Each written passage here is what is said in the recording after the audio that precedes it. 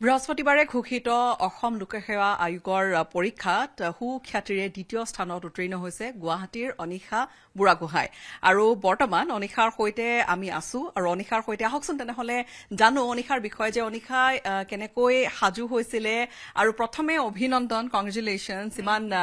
সুখ্যাতিৰে উত্তীৰ্ণ হোৱাৰ বাবে কেনেকুৱা এতিয়া মনৰ ভাৱ প্ৰথমে সেয়া জানিম প্ৰথমতেতো নমস্কাৰ বিৰাটে ভাল লাগিছে আনএক্সপেক্টেড আছিল সাৰ্টেনলি কিন্তু I feel very blessed and humble by the result অনিশা লোকসেৱা আয়োগৰ পৰীক্ষাৰ কথা ক'লে বা এপিএছচিৰ পৰীক্ষাৰ কথা ক'লে আমাৰ সকলোৰে ভাবো যে বহুত টান আৰু বিৰাট এটা ক্ৰেক কৰিবলৈ বিৰাট এটা খুব কঠোৰভাৱে পৰিশ্ৰম কৰিব লাগিব সেইখিনি কি ধৰণৰ কথাখিনি বিশ্লেষণ কেনেধৰণে কৰিবা কি ধৰণে বুজাবা যে কিমান পঢ়িছিলা বা কি কৰিছিলা একো ইম্পচিবল নহয় এইটো ভাবি ললে আৰু টান নিচিনাহে হৈ যায় ইমান একো নালাগে জাষ্ট ডিচিপ্লিন হ'ব লাগিব কনচিষ্টেণ্ট হ'ব লাগিব ফিউ আৱাৰ্ছ পঢ়িলে it's enough regularly every day but সেয়াই কনচিষ্টেণ্ট হৈ থাকিব লাগিব and of course you have to keep yourself updated newspaper regularly পঢ়ি নিজকে আপডেটেড কৰি ৰখাৰ কথা তেওঁ কৈছে আৰু আমি এই মুহূৰ্তত দৰ্শকক জনাম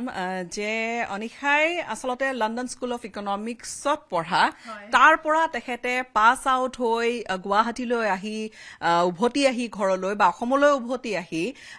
তেওঁ এপিএছচি পৰীক্ষাৰ বাবে নিজকে সাজু কৰি দ্বিতীয় স্থানত উজলি উঠিবলৈ সক্ষম হৈছে লণ্ডন স্কুল অফ ইকনমিক্স আৰু তাৰ পিছত এপিএছচি অৰ্থাৎ এইমটো আগৰে পৰা আছিলে নে কিবা বেলেগ লাইনত যোৱাৰো এটা পৰিকল্পনা আছিলে কি আছিলে ইণ্টাৰেষ্ট আগৰ পৰাই চিভিল ছাৰ্ভিচতে আছিলে সেইকাৰণে পঢ়ি শুনি আহি এইটো পৰীক্ষালৈ প্ৰিপেয়াৰ কৰিবলৈ আৰম্ভ কৰি দিলো তাত কেতিয়া পঢ়া মানে কোন বছৰত ওলোৱা লণ্ডন স্কুলত 2019ত গৈছিলো মাষ্টাৰ ডিগ্ৰী তাতে 1 ইয়াৰৰ হয় চ' মই 2020 শেষত বাই নৱেম্বৰ ডিচেম্বৰ মই শেষ কৰিলো ডিগ্ৰীটো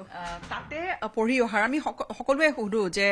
গুৱাহাটীত কোনোবাই যদি পঢ়িছে যাবলৈ বিচাৰে দিল্লীলৈ দিল্লীত কোনোবাই যদি পঢ়িছে যাবলৈ বিচাৰে ইউকেলৈ তেনেকুৱা ধৰণৰ কথা বতৰাবোৰ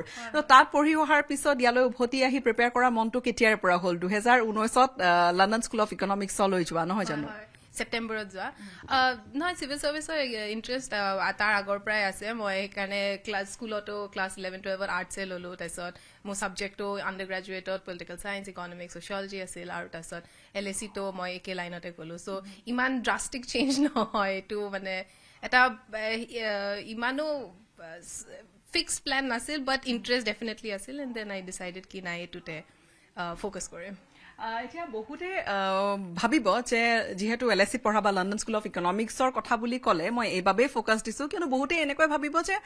ওলাই গৈছে পঢ়ি হয়তো ক'ত উভতি আহিব কিন্তু ঘূৰি আহি আকৌ এপিএছচিৰ কাৰণে প্ৰিপেয়াৰ কৰা বা এইটো কিমান দিনীয়া কিমান ছেকেণ্ড এটেম্প আছিলে নে ফাৰ্ষ্ট এটেম্প আছিলে এপিএছচি মোৰ এইটো ছেকেণ্ড এটেম্প আছিলে কিমান সময় দিবলগীয়া হৈছিলে প্ৰত্যেক দিনে নিজকে প্ৰিপেয়াৰ কৰিবলৈ এইটোতো ফিক্স নহয় এভৰিডে বাট ধৰক 4-5 আৱাৰ্ছ ডেইলি পঢ়িলে ইটছ হৈ যায় আৰু ইটছ নট ইম্পচিবল আৰু সেই ষ্টেণ্ডাৰ্ড বুকছ পঢ়িব লাগে এণ্ড অল চব ৰিচোৰ্চেছটো আজিকালি অনলাইনে এভেইলেবল হয় চ' সেইকাৰণে একো দিগদাৰ নাই অনিশা বুঢ়াগোহাঁই গুৱাহাটীতে পঢ়া সৰুকালৰ পৰা গুৱাহাটীতে পঢ়া মই সৰলা বিৰলা জ্ঞানজ্যোতি স্কুলৰ পৰা ক্লাছ 12 পাছ কৰি ওলাইছিলোঁ মই 1ৰ পৰা 12 হ'লে সেইখন স্কুলতে পঢ়া তাৰপিছত মই আণ্ডাৰ গ্ৰেজুৱেট কৰিলোঁ মাউণ্ট কাৰ্মেল কলেজ বেংগলোৰৰ পৰা আৰু তাৰপিছত ইমিডিয়েটলি আফটাৰ মই পষ্ট গ্ৰেজুৱেশ্যনৰ কাৰণে LSE-লৈ গুচি গ'লোঁ এতিয়া বহুতে ভাবিব যে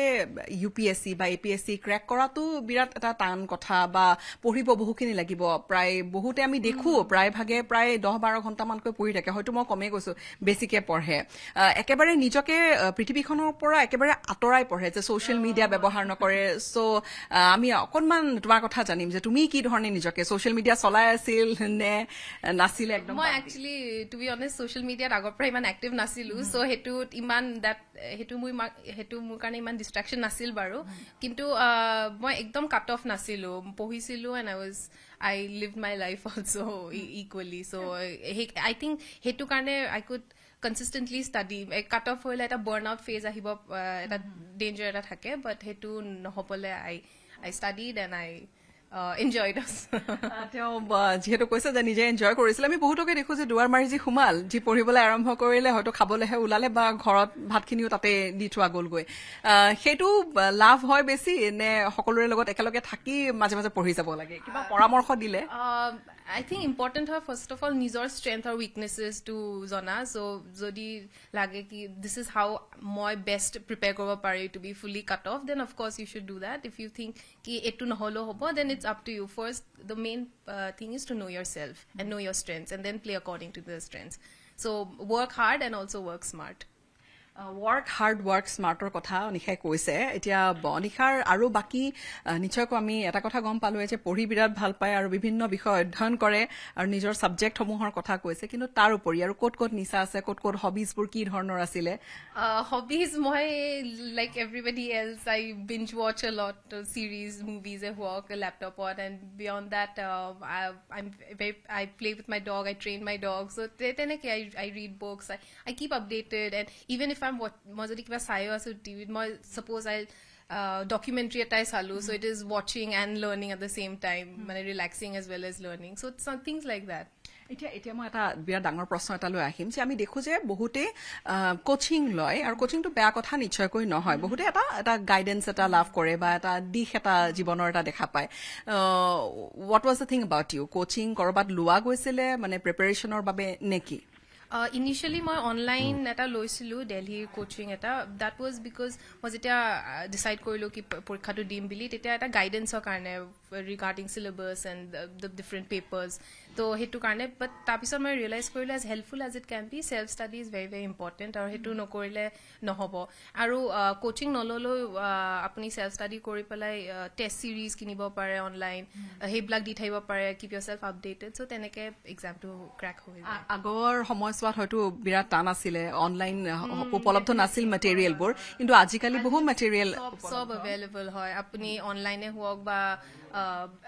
any market out go by you can